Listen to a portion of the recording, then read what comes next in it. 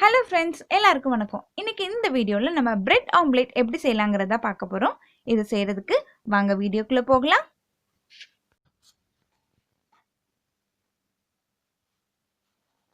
ஒரு பேனில் எண்ணெய் ஹீட் பண்ணிக்கலாம். 1 டீஸ்பூன் எண்ணெய் எடுத்துக்கோங்க. 1 பச்சை மிளகாய், உங்களுக்கு காரம் அதிகமாக வேணும்னா 2 பச்சை மிளகாய் சேர்த்துக்கோங்க. 1 பெரிய வெங்காயம் சின்ன சின்னதாக கட் பண்ணி அதையும் சேர்த்துக்கலாம். லைட்டாக வதக்கிக்கோங்க, ரொம்ப நேரம் வதக்கணும்னு அவசியம் இல்லை. 1 கேரட் ஆப்ஷனல் தான், உங்களுக்கு வேணும்னா சேர்த்துக்கோங்க. குழந்தைங்க கேரட் சாப்பிடலன்னா நீங்கள் இந்த மாதிரி செஞ்சு கொடுத்தீங்கன்னா உங்களுக்கு கேரட் சாப்பிட்ருவாங்க. கேரட் சேர்த்ததுக்கப்புறம் லைட்டாக ஒரு 5 நிமிஷம் போல் வதக்கிக்கோங்க. இப்போ 3 பிரெட் ஸ்லைஸ் எடுத்திருக்கேன் நான். இதை லைட்டாக டோஸ்ட் பண்ணிக்கலாம். இதுக்கு ஒரு பேனில் நெய் ஊற்றிருக்கேன், நீங்கள் ஆயில் கூட ஊற்றிக்கலாம். நெய் ஊற்றிட்டு 3 டோஸ்ட் பண்ணிக்கலாம்.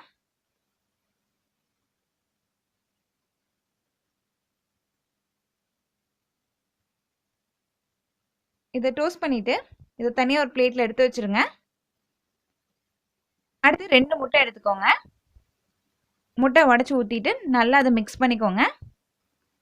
ஒரு முட்டைக்கு ஒரு பிரெட் வந்து கரெக்டாக இருக்கும். நான் எடுத்துருக்க சின்ன ஸ்லைஸ் பிரெட்டு தான், அதனால் அது கரெக்டாக இருக்கும். இப்போ முட்டையை நல்லா கலக்கி விட்டுருங்க. இப்போ இது கூட நம்ம ரெடி பண்ணி வச்சுருக்க அந்த கேரட் வெங்காயத்தை சேர்த்துக்கோங்க. நல்லா மிக்ஸ் பண்ணிக்கலாம். 1/2 டீஸ்பூன் மிளகாய்த்தூள், 1/2 டீஸ்பூன் மிளகுத்தூள், தேவையான அளவு உப்பு சேர்த்து நல்லா மிக்ஸ் பண்ணிக்கோங்க. உப்பு மட்டும் பார்த்து போட்டுக்கோங்க, அதிகமாக போயிடுச்சுன்னா நல்லா இருக்காது. நல்லா மிக்ஸ் பண்ணிக்கோங்க. இப்போ இதை தோசைக்கல்லில் ஊற்றிடலாம். இந்த மாதிரி ஊற்றிட்டு இப்போ ப்ரெட்டை வந்து நான் 2 விதமாக பண்ண போகிறேன். இதை லைட்டாக வந்து 2 சைடு படுற மாதிரி முட்டையில் நனைச்சி எடுத்துக்கோங்க.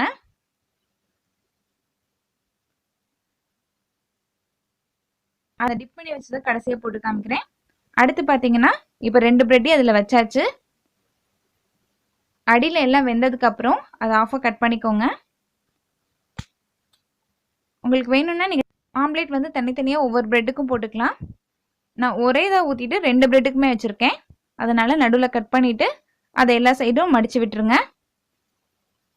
இல்லை நீங்கள் ப்ரெட்டுக்கு நடுவில் வந்து ஆம்லேட்டை வச்சு சாண்ட்விச் மாதிரி கூட சாப்பிட்லாம். அப்படி சாப்பிட்டாலும் சூப்பராக இருக்கும். இப்போ எல்லா சைடும் மடித்து விட்ருங்க. இப்போ ரெடியாக இருக்குது. அடுத்து பார்த்தீங்கன்னா வெறும் டிப் பண்ணி வச்சதை அந்த ப்ரெட்டை வந்து நான் அப்படியே வந்து டோஸ்ட் பண்ணிக்க போகிறேன். இதில் ரொம்ப ஆம்லேட் மாதிரி இருக்காது, லைட்டாக வந்து முட்டையில் டிப் பண்ணனால இதோட டேஸ்ட்டு சூப்பராக இருக்கும். இப்போ இதை வந்து இந்த மாதிரி கட் பண்ணிக்கலாம்.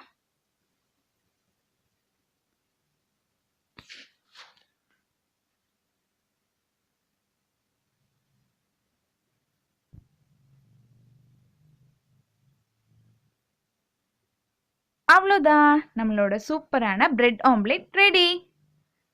நான் போடுற வீடியோஸ் உங்களுக்கு பிடிச்சிருந்துச்சுன்னா நம்ம சேனலுக்கு சப்ஸ்கிரைப் பண்ணுங்கள். நன்றி.